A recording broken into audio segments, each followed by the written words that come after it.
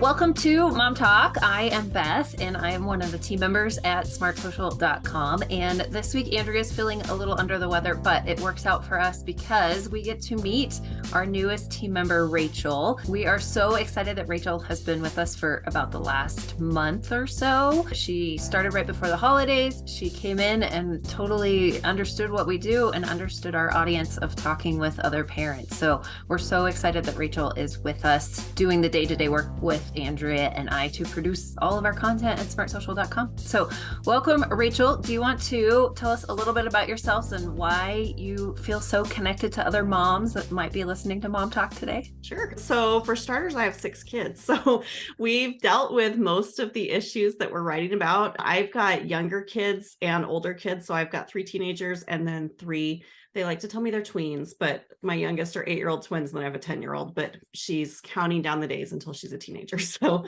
I've got the youngers and the olders, and we're at 2 very different places with both of them. That was definitely something that when we were interviewing that really connected me with you was hearing the experiences you've had with the older kids and then what you're doing now with your younger kids. So I'm curious, what would be your number one tip for parents who are just now starting out with those tweens or the teens?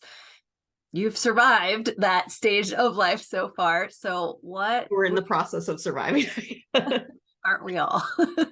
What would be your number one tip to give to moms to get through this digital age that we're raising our kids in? I mean, I think the biggest key is just being consistent, and I'm not always the best with that. We'll set rules and we try and have like a place where they put their phones every night, and it has to be there and they're not allowed in certain places in the house. But as soon as I get more lenient with that, they take advantage. And they know, like, if I'm distracted or stuff's going on, they know they can get away with stuff. So even though they know the rules, I'm like, I have to be really consistent in enforcing them or they just end up sliding. How do you guys set rules in your family for digital things?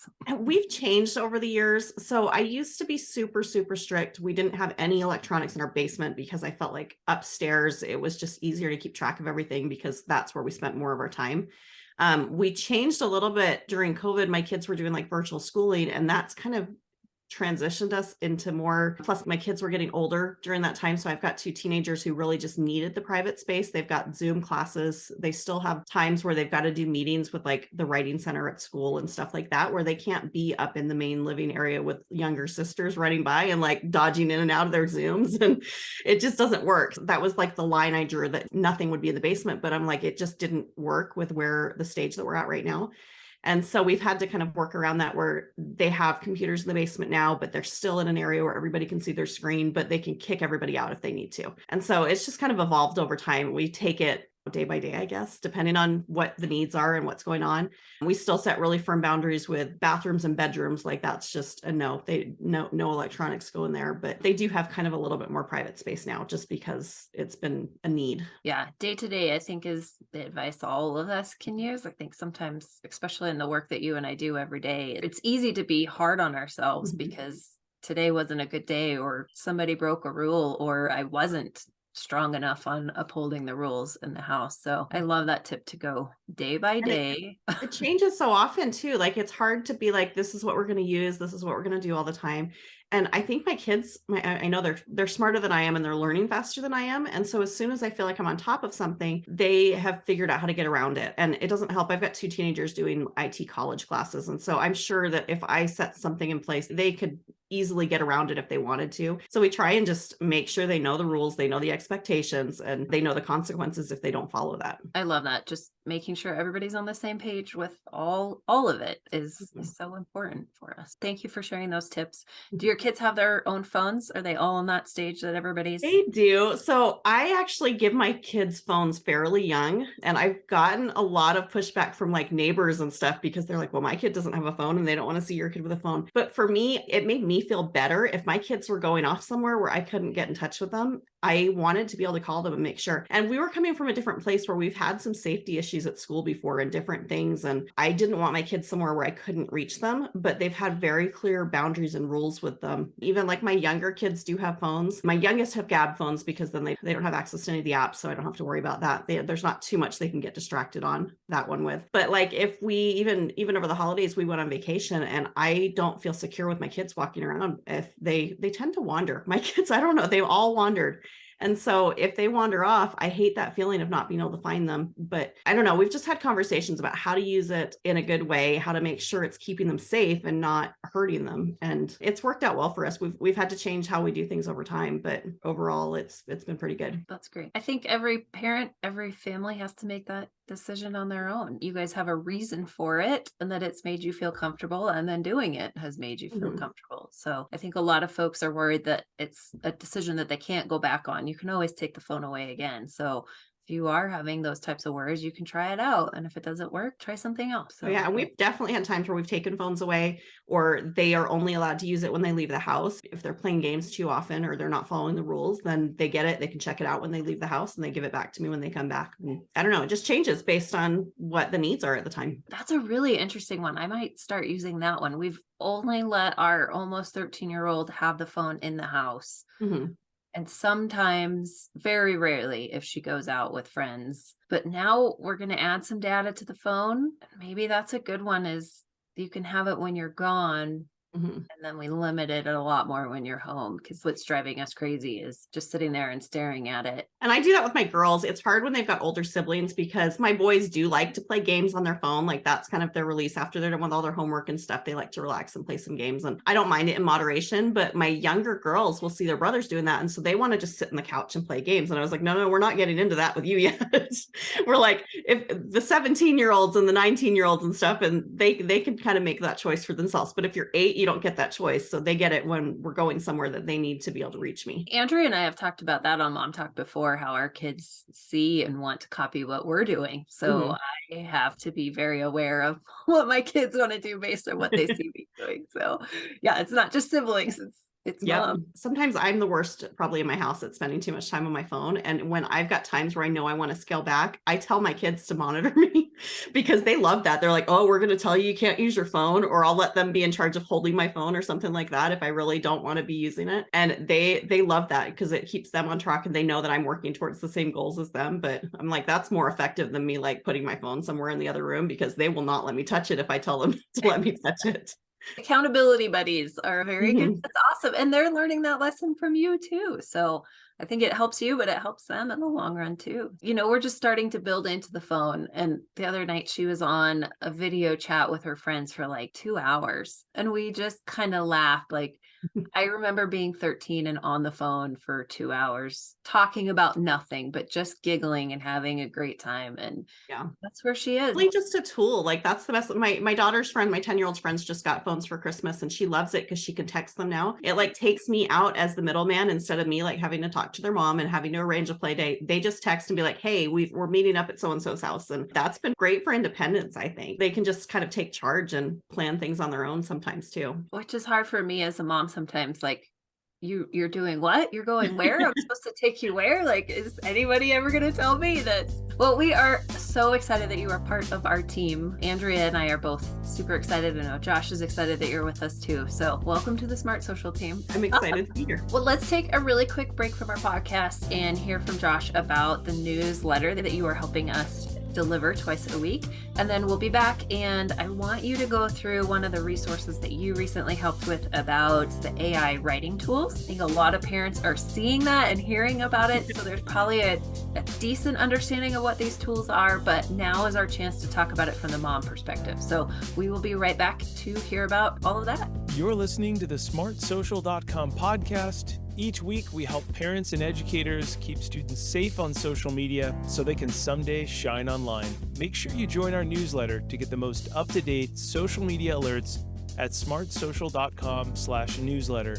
Every Tuesday and Thursday, we send out the latest social media app resources that help parents and educators to navigate this challenging landscape with their students. Now let's get to the program. All right, so we hope that everybody will subscribe to our newsletter. And if you have been subscribed to our newsletter, at least for the last few weeks, you probably saw one of our resources about the artificial intelligence writing tools, or AI writing tools, or you may know it as ChatGPT or Jasper AI. Those are some of the big ones. So we created a brand new resource at the beginning of January to help explain this to parents and teachers, and maybe even to students about how to use it responsibly. So this was one of Rachel's topics, so I would love it if you would share with us kind of some surprising things that you found out about it, and maybe one or two big tips for parents to help their students use it effectively. Yeah.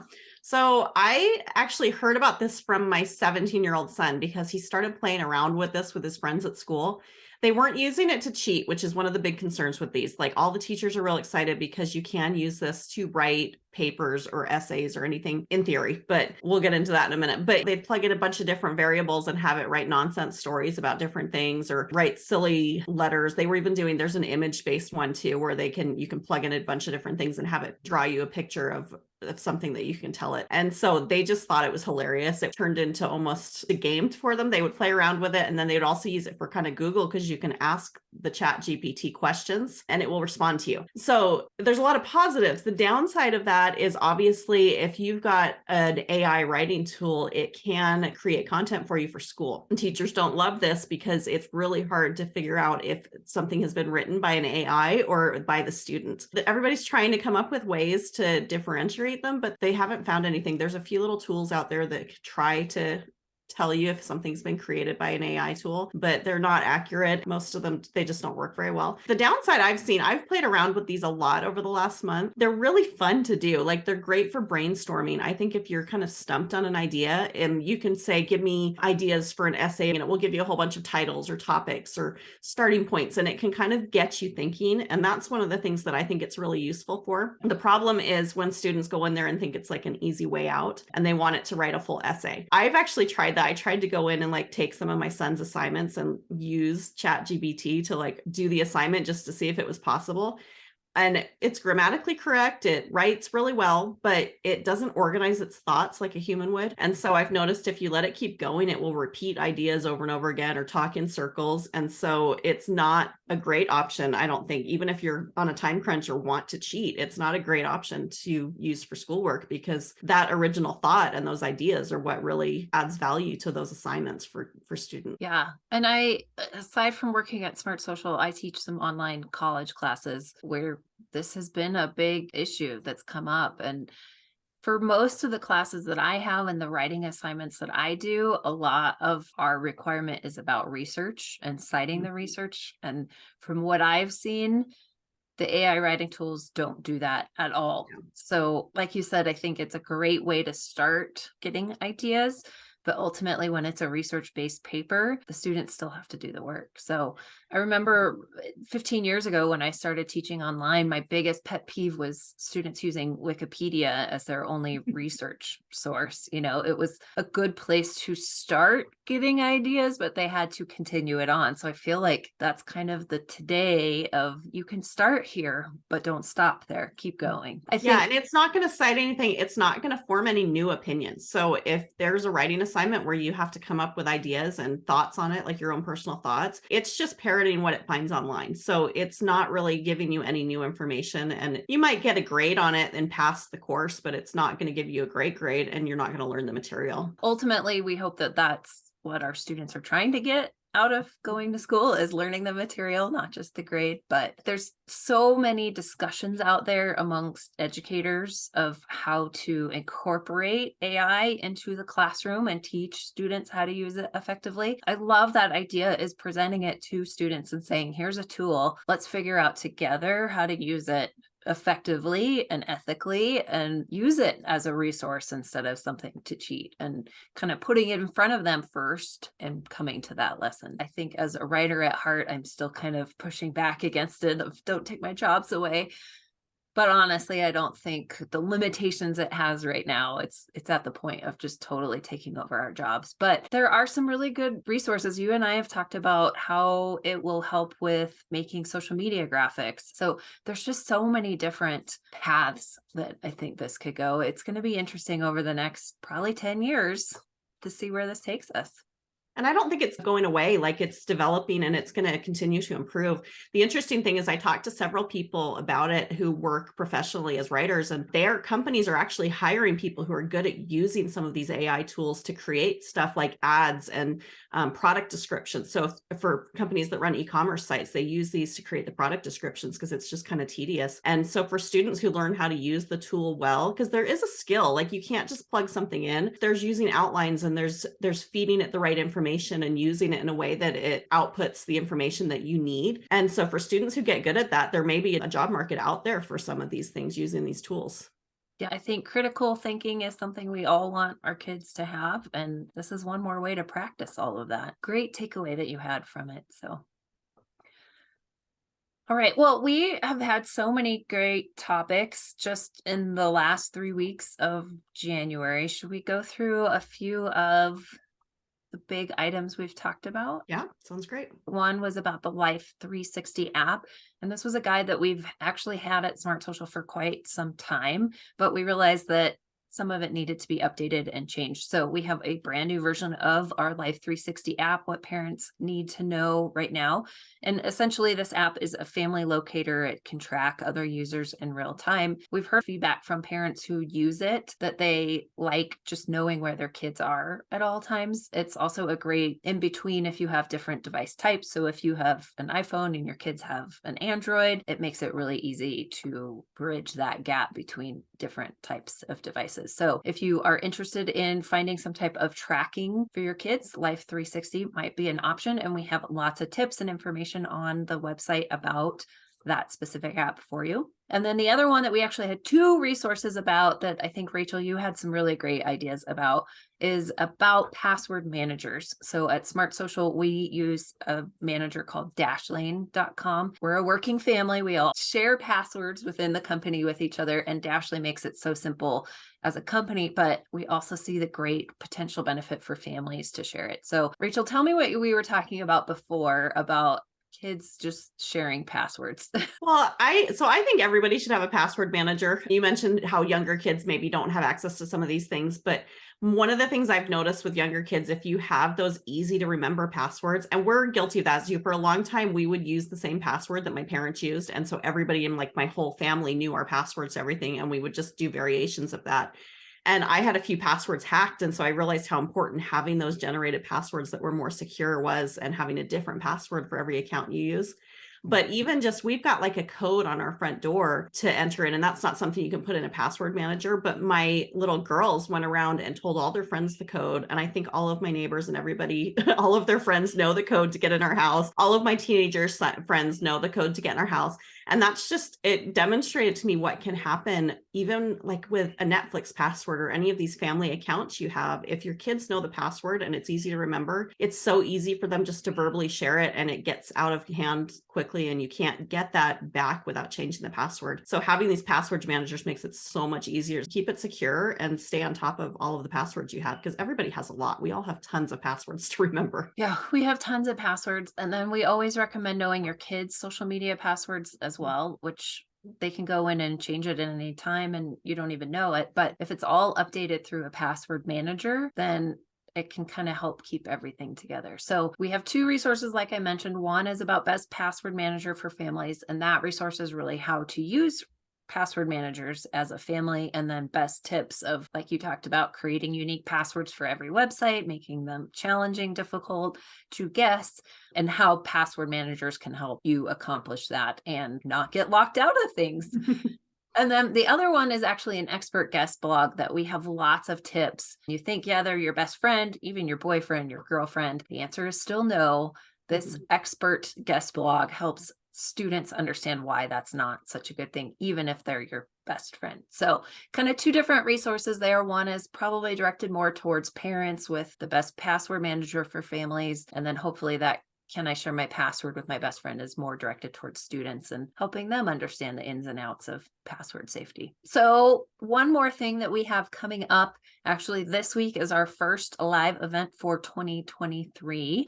We are super excited to bring live events back this year. So our first ones are this week and next week. Our topic this month is how Instagram, Snapchat, and TikTok can safeguard a student's future. Rachel, you worked with Josh on those slides a lot. Do you want to give listeners a quick preview of what's in there? Your favorite part? So, I think this is a great topic for students and their parents, whether or not they're on social media, because Josh goes through how to use social media to really put your best foot forward and make the online footprint that you want future employers and college admissions officers to see. There's a lot of kids that are already posting to social media, and it might not be what they want those people to see. And if they're not posting, he gives some great ideas about why they might want to consider doing that and just do it in a way that's smart and positive and puts forward the view that they want to show of themselves. So it's a great topic. It's one that if you've got teenagers or tweens or anything, definitely one that you should watch together with your child. Yeah, absolutely. These live events are absolutely created with parents and students in mind. So we're hoping that everybody comes together and watches it. They are all virtual, live on Zoom with Josh. So you can sit down with your student at the same time and hear everything all together. So we have 2 opportunities to log in and see the live events. You can find out more at smartsocial.com/members, and that will take you to all the information about the upcoming live events. And then we have a whole year of live events planned out. We won't go into a whole lot of them. Next month's topic, though, is about TikTok, which every time I turn on the news recently, I've been hearing more and more about TikTok and legislation and rules, and why does that matter to me is the question I keep asking. So in the next month, we are really going to dive in deep and get parents like you and me more information about why we should care about what TikTok is or isn't tracking, and how to explain all that to our kids too, because they just want to have fun. And so next month we will have live events again for parents and students to learn more about it together. It's going to be a great event. So awesome. All right. Thank you for joining today, Rachel. I'm so excited. Some combination of the 3 of us will always be on Mom Talk. So we're super excited to continue with Mom Talk, to continue providing all of our newsletter subscribers, our VIP members, and our partner schools great information every single week about how to help safeguard your students' future, your students' safety, and just to help everybody have fun online and do it in a safe way. So thanks for joining us, and we will see you all again in another episode of Mom Talk. Thanks. Thank you for listening to the SmartSocial.com podcast. If you enjoyed the Mom Talk discussion that we had today about all things social media from a mom's perspective, we invite you to join the SmartSocial.com VIP program. As a very informed parent VIP member, you will learn about the dangers and benefits of social media for your kids and get tips every week to keep your family safe online, and most importantly, to teach your students how to shine online. We have over 130 detailed app guides that cover apps like TikTok, Snapchat, Instagram, and 100 plus apps you might not have heard of, but your students may have visited or downloaded. Find out more and join today at smartsocial.com/VIP. Please remember to rate, subscribe, and review so we can continue to help more parents and educators just like you. I'm your host, Josh Oakes. As always, remember to keep it light, bright, and polite, and we'll see you on the next episode. Have a great day.